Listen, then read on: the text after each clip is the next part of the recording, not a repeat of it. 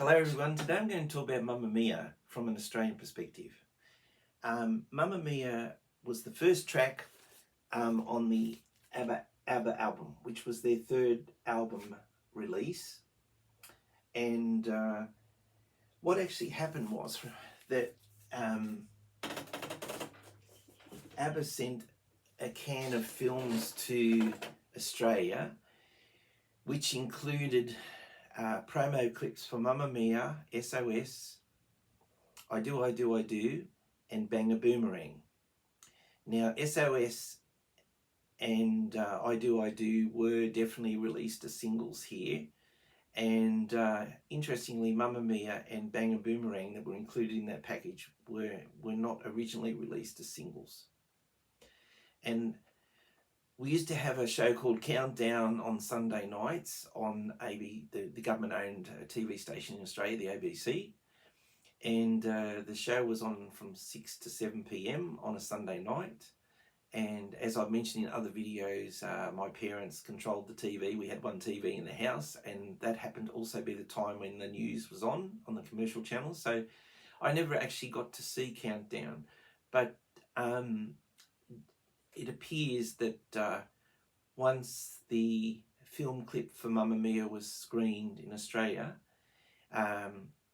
it encouraged, well, basically the record company wanted ABBA to release it as a single, and after much persistence, ABBA finally agreed to release Mamma Mia as a single, and of course it was a big success here. It's interesting that Stig was also involved in Mamma Mia, along with Bjorn and Benny. And as time went on, he seemed to take more of a backseat in terms of his name being on the titles for the songs. But from my perspective, the songs that he was involved with always had that certain extra something that made them big hits. And anyway, I bought the sheet music for Mamma Mia back in 1975, and that's what it looked like in Australia. And it was released for 80 cents a copy. So it just goes to show how, how times were different back then in terms of inflation, whatever.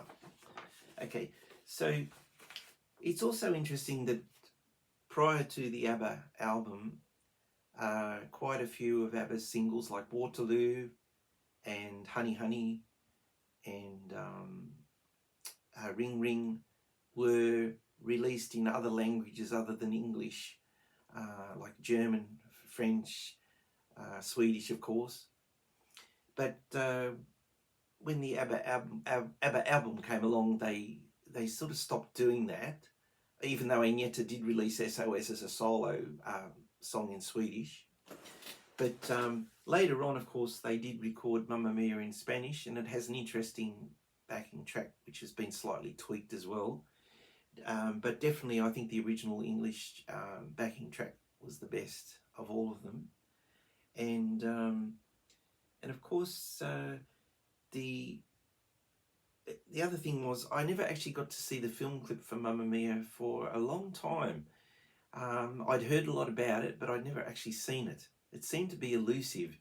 And finally I did see it, and it was just amazing how Lasse Hallström had fitted all the bits and pieces together, and it just made the song so much more powerful, impact-wise, I mean. And it's also interesting that I believe that when Mamma Mia was composed, the intro was one of the last parts to be added to the song, which is interesting. Now, Benny always tended to have an instrumental intro for all their songs because clearly the music was so important in their recordings. And Mamma Mia itself is in a major key, D major, pretty much hovers around D major pretty much for the whole song, except for a few little minor key sections. But pretty much it's in D major, and D major has an F sharp and a C sharp. Major key, so it's kind of got a bright sound to it. And the intro, the very famous intro, was actually played on a marimba, which I suppose is an easy way to explain a marimba. It looks like a long horizontal xylophone, and you use little mallets to hit the keys on the marimba. But so it has a very percussive effect. And of course, a piano kind of is a percussive instrument in the sense that the hammers inside hit the keys, hit the strings, I should say.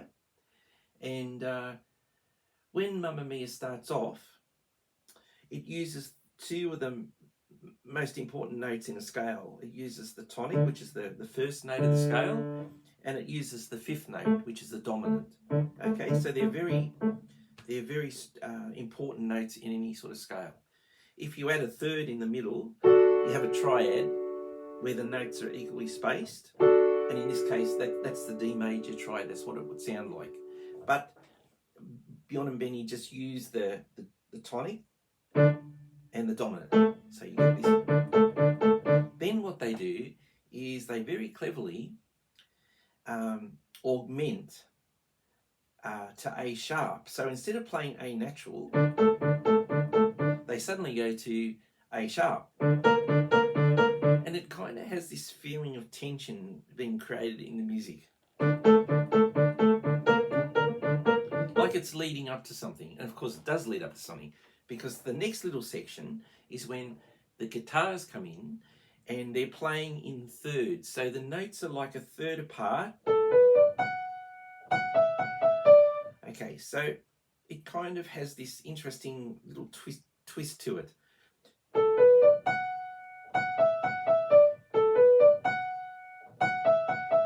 Then it gets straight into the vocals from that point. And Larsa in the film clip, the promo clip, very cleverly indicated that with he actually showed the piano playing that, but it was actually on the marimbas, and then the guitars, he focuses on Bjorn playing the guitar, that little bit, and then the girls start singing. Okay, I've been cheated by you since I don't know when. Now, after they sing that first line, there's an oboe sounding kind of instrument comes in where you've got this, and then it's answered by this. So it's almost like Benny is filling in the gaps. So when the girls aren't singing, he's adding these little motifs in there. It almost answers each other. It's like a question and an answer. Very, very clever. And of course, the bass in Mamma Mia is very so you've got all these things combining, giving this motion of happiness, I guess.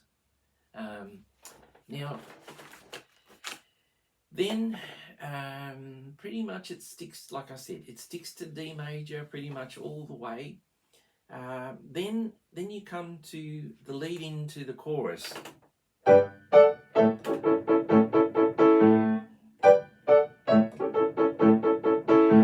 of course, then you've got what's it? Mamma Mia, here I go again. My, how Mamma Mia, does it show again? My. Okay, then you've got this interesting bass bit.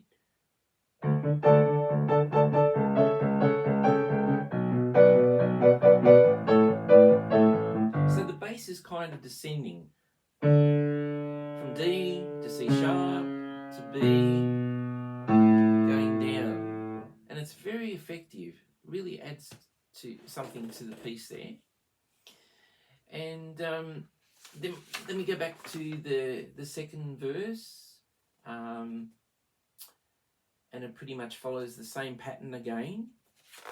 And then finally, there's a build up towards the end where like a synthetic kind of string comes in, and it's like building up to a climax, and then it dies away again. But it's a song that you can clearly see that it's made up a lot of little different parts. So I think what they do is they think of some melody and they'd store it up here, and then in the composing process they think, oh, this might go with that. So then, you know, so they might have the original idea of the, and then they kind of add the little,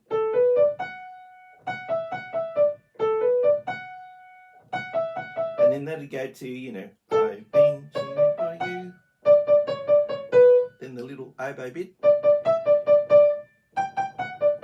Very, very clever writing. Like I said, years later they recorded a Spanish version of Mamma Mia, or the girls just did the vocals for it. Pretty much follows the same backing track, little variation there, but not a big variation. So it's very simple, but it's so effective, this piece. I think it's just amazing how they put it all together. And of course then seeing the film clip as well, and you know, back then we didn't have video recorders, we didn't have YouTube, all these things now people have where they can watch something again and again. We couldn't really do that. We just had to wait until it appeared on TV.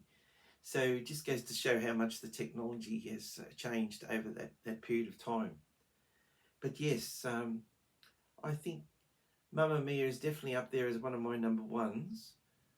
I still think SOS was the best thing they ever did, like amazing, just the structure of that. And it was all around that time they were writing SOS and Mamma Mia. That period of their career was really resonated with me, because I think they really were focusing on the music, and got some criticism because the lyrics were seen as, you know, a bit corny or whatever.